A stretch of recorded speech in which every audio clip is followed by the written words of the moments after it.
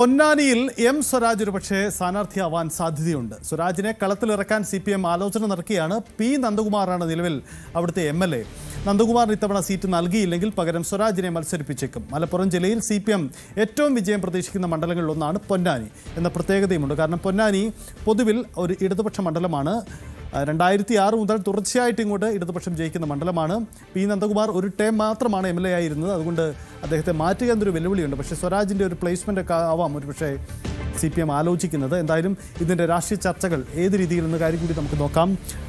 CB Anumod മലപ്പുറത്ത് നിന്ന്. അനുമോദ്, ഇക്കാര്യത്തിൽ എം സ്വരാജ് എന്ന പേര് സ്വാഭാവികമാണ്. സ്വരാജിന് ഒരു പരിഗണന കിട്ടേണ്ടതാണ്. സ്വരാജിനെ മത്സരിപ്പിക്കാം. പക്ഷേ നന്ദകുമാറിന് ഒരു ടേം മാത്രമേ ആയിട്ടുള്ളൂ. 2 ടേമും കിട്ടിയവരെയും വീണ്ടും തുടരുക എന്ന തീരുമാനത്തിലേക്ക് ഇത്തവണ CPM വരുമെന്നാണ് കരുതുന്നത്. അപ്പോൾ ഒരു ടേമായ ഒരു വ്യക്തിയെ മാറ്റിയാൽ അത് ഗുണത്തേക്കാൾ ഏറെ ദോഷം ചെയ്യുമോ? അത്തരമൊരു ഭയമുണ്ടോ ഈ ആലോചനയ്ക്ക്?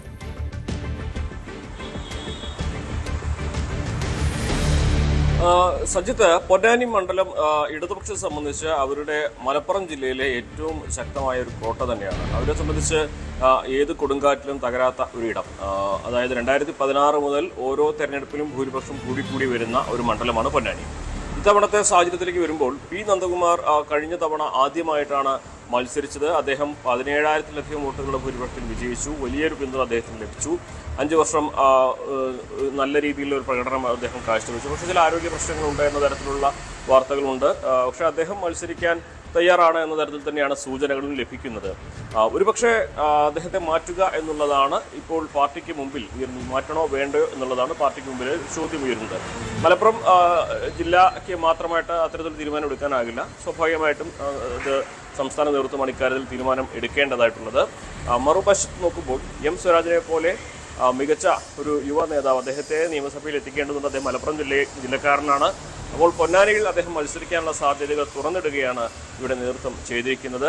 എം സ്വരാജ് മത്സരിക്കാൻ തയ്യാറായാൽ നന്ദകുമാറിന് ഒരു ടേം നൽകേണ്ട എന്ന് പാർട്ടി തീരുമാനിച്ചാൽ തീർച്ചയായിട്ടും സ്വരാജ് തന്നെയായിരിക്കും പൊന്നാനിയിൽ വരിക. മറ്റു ചില ചർച്ചകളും നടക്കുന്നുണ്ട്. അത് മന്ത്രി വി അബ്ദുറഹ്മാനെ പൊന്നാനിയിൽ മത്സരിപ്പിക്കാനുള്ള ശ്രമവും നടക്കുന്നുണ്ട്. എന്നിരുന്നാൽ തന്നെയും അവിടെ നന്ദകുമാർ മത്സരിക്കുന്നില്ല എന്നൊരു സാഹചര്യം വരികയാണെങ്കിൽ സ്വരാജ് തന്നെയായിരിക്കും അവിടെ സ്ഥാനാർത്ഥിയായിട്ട് വരിക എന്ന തരത്തിൽ തന്നെയാണ് സാഹചര്യങ്ങൾ ഇപ്പോഴുള്ളത്. എന്താണെങ്കിലും ഇത് സംബന്ധിച്ചുള്ള ചർച്ചകളൊക്കെ തന്നെ സജീവമായി നടക്കുന്നുണ്ട്. മറുവശത്ത് UDF-ന്റെ ഭാഗത്ത് നിന്ന് KP നൗഷാദ് അലി UDF-ന്റെ സ്ഥാനാർത്ഥിയാകുമെന്ന തരത്തിലുള്ള വാർത്തകളും വരുന്നുണ്ട്. അങ്ങനെയാണെങ്കിൽ അവിടെ ഒരു യുവ നേതാവിനെ തന്നെ കൊണ്ടുവന്ന് ഈ ഒരു പൊന്നാനി മണ്ഡലം നിലനിർത്താനുള്ള എല്ലാ ശ്രമങ്ങളും നടത്തുകയായിരിക്കും LDF-ന്റെ ഭാഗത്തുണ്ടാവുക. ഇതിൽ 2 കാര്യങ്ങളാണ് പ്രധാനമായിട്ടുള്ളത്. ഒന്ന്, പി നന്ദകുമാർ തുടരണോ വേണ്ടയോ എന്ന കാര്യത്തിൽ സംസ്ഥാന നേതൃത്വത്തിന്റെ ഭാഗത്തു നിന്നൊരു നയപരമായിട്ടുള്ള തീരുമാനം. 2, എം സ്വരാജ് മത്സരിക്കാൻ തയ്യാറാവുകയാണെങ്കിൽ അത് പൊന്നാനി തന്നെയായിരിക്കുമെന്ന സൂചനകൾ വരുമ്പോൾ എം സ്വരാജ് ഇത്തവണ മത്സരിക്കുമോ ഇല്ലയോ എന്നുള്ള കാര്യത്തിൽ അദ്ദേഹത്തിൻ്റെ ഭാഗത്തുനിന്നൊരു തീരുമാനം. ഇത് 2ഉം ആണ് ഇക്കാര്യത്തിൽ പ്രധാനമായിട്ടും വരേണ്ടത്. എന്താണെങ്കിലും അടുത്ത ആഴ്ചയോടെ ഇക്കാര്യത്തിൽ കുറെ കൂടി വ്യക്തതയാർന്ന വിവരങ്ങൾ ലഭിക്കുമെന്ന് തന്നെയാണ് നമുക്ക് മനസ്സിലാക്കാൻ കഴിയുന്നത്. ശരി, അതാണ് സാഹചര്യം. എന്തായാലും ഒന്ന് തുടരുക. എന്തായാലും എന്തുകൊണ്ട് പൊന്നാനി എന്ന ചോദ്യം കൂടി പ്രസക്തമാണ്. കാരണം മലപ്പുറം ജില്ല പൊതുവിൽ UDF-ന്റെ അതിശക്തമായ കോട്ടയമാണ്. ഒരു തരംഗത്തിലും പതറാത്ത രീതിയിൽ UDF-നെ കാക്കുന്ന ഇടമാണ്. UDF എന്നല്ല, ലീഗ് കോട്ട അങ്ങനെ വിശേഷിപ്പിക്കണം. പക്ഷേ അവിടെ ഉള്ള ഒരു ചുവപ്പ് തുരുത്താണ് പൊന്നാനി എന്ന സീറ്റ്. കാരണം 2006 ഈ മണ്ഡല പുനർനിർണയമൊക്കെ കഴിഞ്ഞതോടുകൂടി സ്വാഭാവികമായും അതിൻ്റെ ഇടതു സ്വഭാവം ഒന്നുകൂടി ശക്തമാവുകയാണ് ചെയ്തത്. അപ്പോൾ ഇടതുപക്ഷത്തിനും പല തരംഗങ്ങളിലും അവരെ സംരക്ഷിച്ച ഇടം കൂടിയാണ് പൊന്നാനിയുടെ കഴിഞ്ഞ കാല തെരഞ്ഞെടുപ്പ് നമുക്ക് നോക്കാം. പൊന്നാനിയിൽ കഴിഞ്ഞ തദ്ദേശ തെരഞ്ഞെടുപ്പിൽ സംഭവിച്ചതാണ് നമ്മളിപ്പോൾ കാണുന്നത്. അതായത് 2025 തൊട്ട് മുന്നിലുള്ള തദ്ദേശ തെരഞ്ഞെടുപ്പിൽ അവിടെ സംഭവിച്ചത് ഇതാണ്. UDF-ന് നിയമസഭാ മണ്ഡല അടിസ്ഥാനത്തിൽ നോക്കുമ്പോൾ 69,438 വോട്ടുകളുണ്ട്. LDF-ന് 68,160 വോട്ടുകളേ ഉള്ളൂ. അതായത് നോക്കുക, UDF-ന്റെ ലീഡാണ് 1,278 വോട്ട്. പക്ഷേ ആ ലീഡ് UDF-നാണെങ്കിൽ കൂടിയും തദ്ദേശ തെരഞ്ഞെടുപ്പിൽ ഒരു കണക്കെടുപ്പ് നമുക്കുണ്ട്. കാരണം UDF-ന്റെ തരംഗം വീശിയ തദ്ദേശ തെരഞ്ഞെടുപ്പിൽ മലപ്പുറം ജില്ലയിലെ ഈ സാഹചര്യത്തിലും 1000 ചില്ലാനം വോട്ടുകളുടെ ലീഡേ അവിടെ UDF-ന് നേടാനായിട്ടുള്ളൂ എന്നത് അതിൻ്റെ ഒരു ഇടതു സ്വഭാവം പ്രകടിപ്പിക്കുന്നു എന്നത് തന്നെയാണ് പ്രകടമായ കാര്യം. ഇതിന് നമുക്ക് 2021 തെരഞ്ഞെടുപ്പ് കൂടി നോക്കാം. കഴിഞ്ഞ നിയമസഭാ തെരഞ്ഞെടുപ്പിൽ എന്താണ് അവിടുത്തെ റിസൾട്ട് ഉണ്ടായത് എന്ന കാര്യം കൂടി നമുക്കത് പരിശോധിക്കാം. 2021 2021 തെരഞ്ഞെടുപ്പിൽ അവിടെ സംഭവിച്ചത് ഇങ്ങനെയാണ്.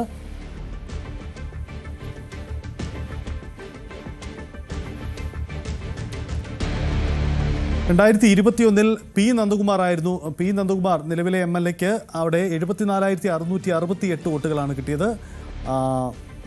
AM രോഹിത്തിന് 57,625 വോട്ടുകൾ, ഒപ്പം NDAക്ക് 7,419 വോട്ടുകൾ. ഇതാണ് അവിടുത്തെ രാഷ്ട്രീയ ചിത്രം. അതായത് കഴിഞ്ഞ തവണ 10,000-ലധികം വോട്ടുകളുടെ ലീഡ് അവിടെ സ്വന്തമാക്കാൻ കഴിഞ്ഞു.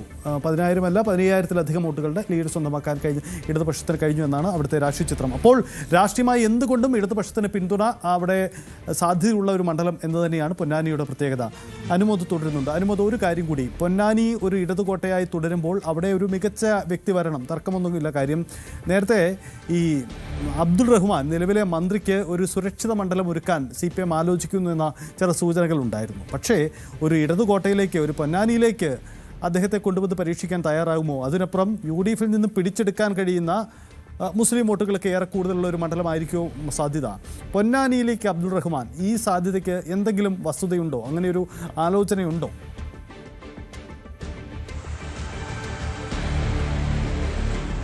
സജിത്ത്, വളരെ പ്രധാനപ്പെട്ട ഒരു കാര്യം തന്നെയാണത്.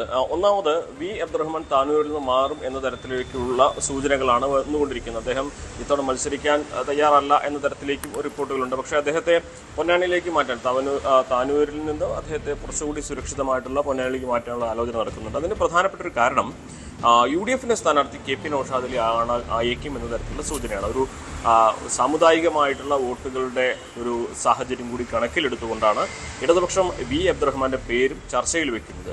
പൊന്നാനി സാമുദായികമായി നോക്കുമ്പോൾ രണ്ട് വിഭാഗം, ഹിന്ദുക്കൾക്കും മുസ്ലിങ്ങൾക്കും ഏകദേശം തുല്യം വോട്ടുകളുള്ള ഒരു മേഖലയാണ്. അവിടെയും ഒരു സ്ഥാനാർത്ഥിയുടെ സാധ്യതകൾ വരുമ്പോൾ, അത്തരത്തിലുള്ള ചർച്ചകൾ വരുമ്പോൾ മത്സരം ഒരു പക്ഷേ കുറെ കൂടി ശക്തമായേക്കും എന്ന വിലയിരുത്തലിന്റെ അടിസ്ഥാനത്തിലാണ് വി അബ്ദുറഹ്മാൻ ഒരു പക്ഷേ പൊന്നാനിയിലേക്ക് വന്നേക്കും എന്ന തരത്തിലുള്ള ഒരു വിലയിരുത്തൽ നടക്കുന്നത്. അദ്ദേഹം അതിനോട് പൂർണ്ണമായിട്ടും ഇതുവരെ സമ്മതം അറിയിച്ചിട്ടില്ല എന്ന് തന്നെയാണ് നമുക്ക് അറിയാൻ കഴിയുന്നത്. മാത്രമല്ല, അവിടെ മറ്റൊരു ചോദ്യം കൂടി ഉയരുന്നുണ്ട്. പൊന്നാനിയിൽ കാലങ്ങളായിട്ട് ഇടതുപക്ഷത്തിന്റെ ചിഹ്നത്തിൽ മാത്രമാണ് സ്ഥാനാർത്ഥി മത്സരിക്കുന്നത്. അപ്പോൾ ഒരു സ്വതന്ത്ര സ്ഥാനാർത്ഥിയെ ഇതുവരെ മത്സരിച്ച് വിജയിച്ച വി അബ്ദുറഹ്മാനെ പാർട്ടി ചിഹ്നത്തിൽ മത്സരിപ്പിക്കാൻ ഇവിടെ തയ്യാറാകുമ്പോൾ അവിടെ പാർട്ടിയുടെ കേഡേഴ്സായിട്ടുള്ള ഉറച്ച വോട്ടുകളുള്ളവർ അത് എത്രമാത്രം അംഗീകരിക്കുമെന്നൊരു ചോദ്യവും അവിടെ ഉയരുന്നുണ്ട്. നമുക്കറിയാം, കഴിഞ്ഞ തവണ പൊന്നാനിയിലെ കലാപവും അവിടെ പ്രാദേശികമായിട്ടുള്ളവരെ മത്സരിപ്പിക്കണമെന്ന ആവശ്യം ഉയരുകയും പരസ്യമായിട്ട് അവിടുത്തെ പ്രാദേശികമായിട്ടുള്ള നേതാക്കൾ രംഗത്തിറങ്ങുന്നതൊക്കെ നമ്മൾ കണ്ടതാണ്. അപ്പോൾ വലിയൊരു പ്രാദേശിക വികാരമൊക്കെ ഉള്ളൊരു സ്ഥലം കൂടിയാണ് പൊന്നാനി എന്നുകൂടി നമ്മൾ പറയേണ്ടതുണ്ട്. സ്വരാജ് വരുമ്പോൾ ഒരു പക്ഷേ ഒരു സംസ്ഥാന തല നേതാവ് എന്ന നിലയിൽ അതിന് മറ്റൊരു സ്വീകാര്യത ലഭിക്കും. പക്ഷേ വി അബ്ദുറഹ്മാൻ വരുമ്പോൾ അത്തരത്തിൽ പ്രാദേശികമായിട്ട് പാർട്ടി ചിഹ്നത്തിൽ അദ്ദേഹത്തെ മത്സരിപ്പിക്കുന്നതിനോട് എത്രമാത്രം ഒരു താഴെത്തട്ടിൽ നിന്ന് ഒരു അംഗീകാരം അല്ലെങ്കിൽ പിന്തുണ ഉണ്ടാകുമെന്നൊരു ചോദ്യം പാർട്ടിക്കിടയിൽ ഉയരുന്നുണ്ട്. അതിനപ്പുറം തന്നെ നേരത്തെ സൂചിപ്പിച്ചതുപോലെ UDFിന്റെ സ്ഥാനാർത്ഥി ആര് എന്നതും ഈ വി അബ്ദുറഹ്മാന്റെ സ്ഥാനാർത്ഥിത്വത്തിൽ വളരെ പ്രധാനപ്പെട്ട ഒന്നായിട്ട് തന്നെ വേണം കാണുവാൻ. എന്ന് തന്നെയാണെങ്കിലും ഈ ചർച്ചകൾ സജീവമായിട്ട് തന്നെ തുടരുന്നുണ്ട്. ഏറ്റവും പ്രധാനം നന്ദകുമാർ രണ്ടാം ഊഴം കൊടുക്കുമോ ഇല്ലയോ എന്നുള്ളതാണ്. നന്ദകുമാർ മത്സരിക്കാൻ തയ്യാറായില്ലെങ്കിൽ, അത് മാറി നിൽക്കുകയാണെങ്കിൽ മാത്രമാണ് M സ്വരാജിൻ്റെയും അതുപോലെ തന്നെ വി അബ്ദുറഹ്മാൻ്റെയും സാധ്യതകൾ പാർട്ടിക്ക് മുമ്പിൽ ഉണ്ടാവുക. സജിത്ത്, അതാണ് പൊന്നാനിയുടെ രാഷ്ട്രീയം. എന്തായാലും പൊന്നാനിയിൽ ഇത്തവണ CPM ചില പ്രധാനപ്പെട്ട പേരുമാറ്റങ്ങൾ പരിഗണിക്കുന്നു എന്നതാണ്. നന്ദകുമാറിനപ്പുറം സ്വരാജ്, അതല്ലെങ്കിൽ അബ്ദുൾ റഹ്മാൻ, ഈ സാധ്യതകളും തള്ളിക്കളഞ്ഞുകൂടാ എന്നതാണ് പൊന്നാനി നടക്കാൻ പോകുന്ന രാഷ്ട്രീയം. CPM ആ സാധ്യതകൾ അവിടെ പ്രയോഗിക്കുകയാണ്.